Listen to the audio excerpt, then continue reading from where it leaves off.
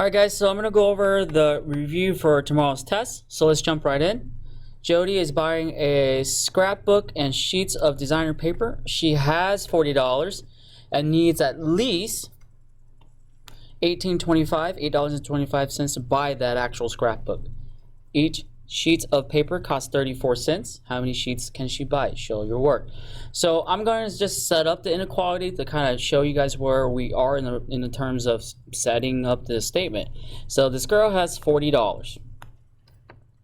I know that her goal at the end of the day is at least $18.25. So ask yourself, can you have $18.25? At least $18.25? Can you have 18? Can you have 17? No. So at least would be greater than or equal to $18.25. She also buys 34 cents per sheet of paper. So right here, that's our setup. She has $40 minus 34 cents per sheet should be greater than or equal to $18.25, because if she ends up having more than $18.25, that's a bonus because that helps her buy that scrapbook. So to solve this, we're just going to set up the do undo.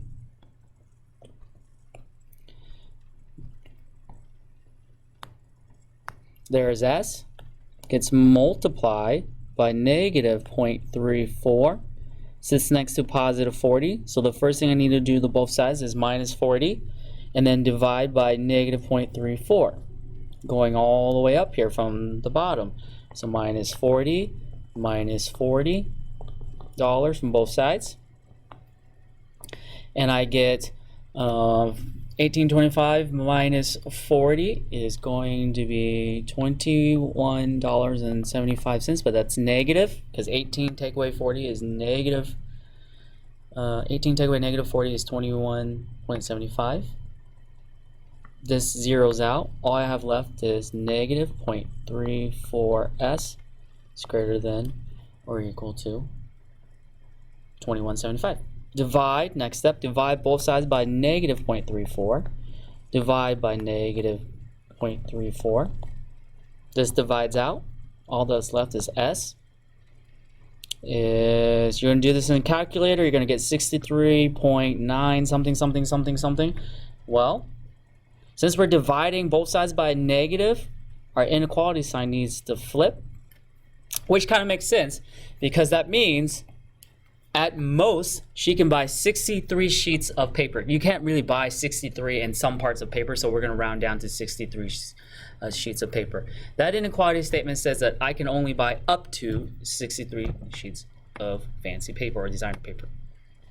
All right. Number 2. Justin has $110 to spend at the mall. He wants to buy a hat, costs $25, and a pair of jeans that is $40. He's also thinking about buying some bags of socks that cost $12 each. There's a clue right there. There's no tax on his purchases. What is the maximum number of socks that Justin can buy? This doesn't actually ask us to set anything up, but I'm going to anyways.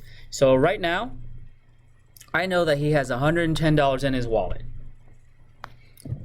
That is the maximum. You cannot go over $110. So I'm going to go ahead and set up a less than or equal to 110. No matter what I buy, I cannot go over $110. So we have a hat, which is 25, plus a pair of jeans, which is 40, plus $12 per pair of socks. I don't want to add 12 over and over, so I just multiply 12 with P.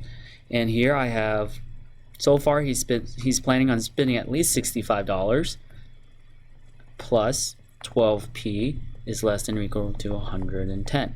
So right away we notice that this is the hat and the jeans.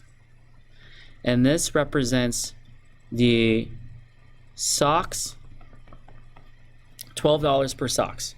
And with this 110 represents what he has in his wallet. And we just do undo it if you want. Okay.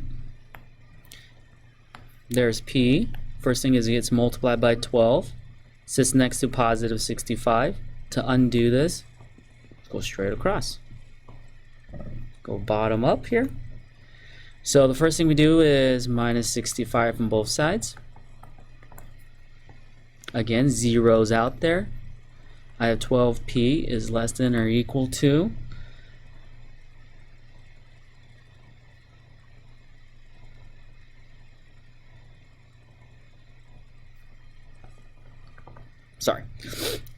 then divide by 12 as following my undo here.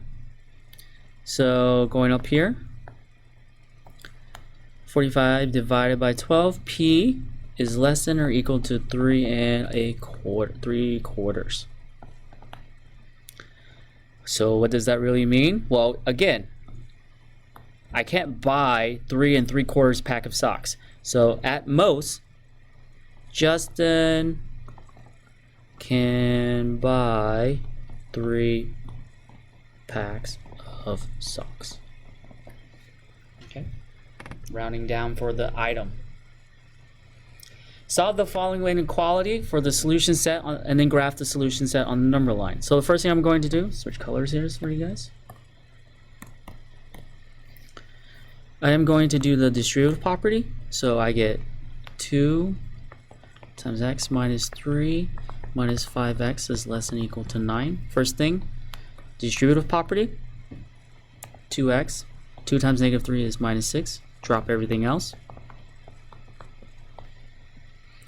Here, these two are similar. So 2x with negative 5x is, I'm going to go this way. 2x take away 5x is negative 3x minus 6 is less than or equal to 9.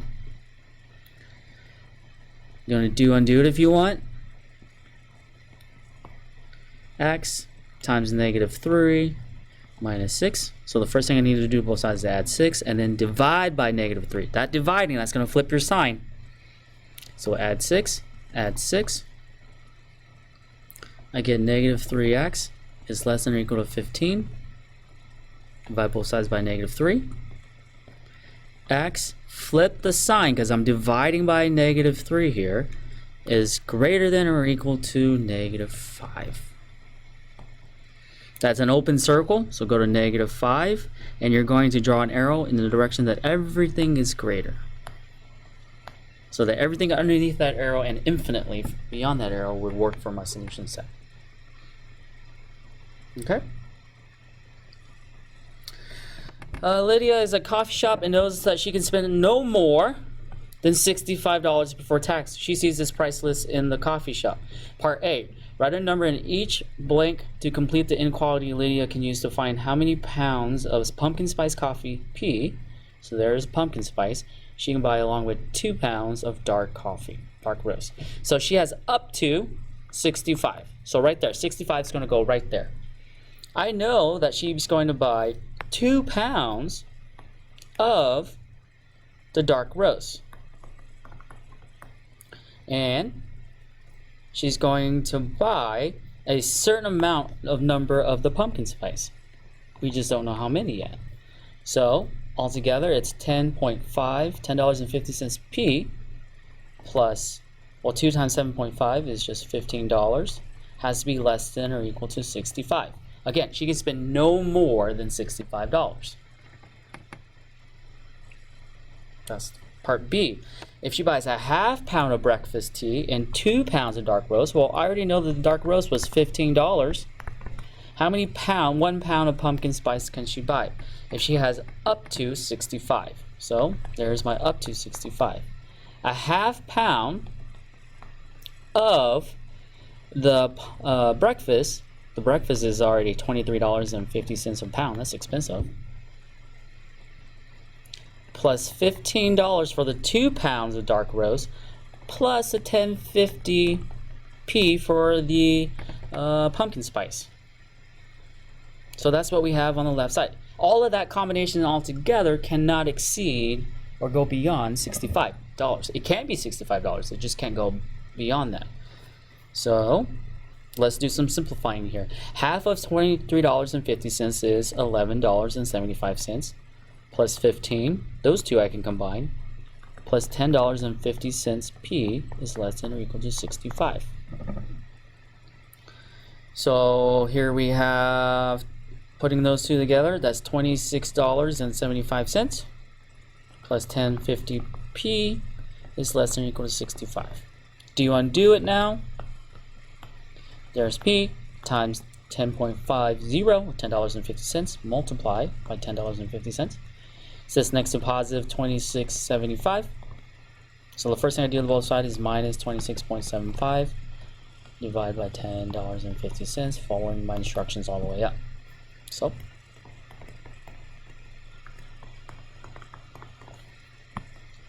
zeros out, drop to 1050p is less than or equal to $38.25.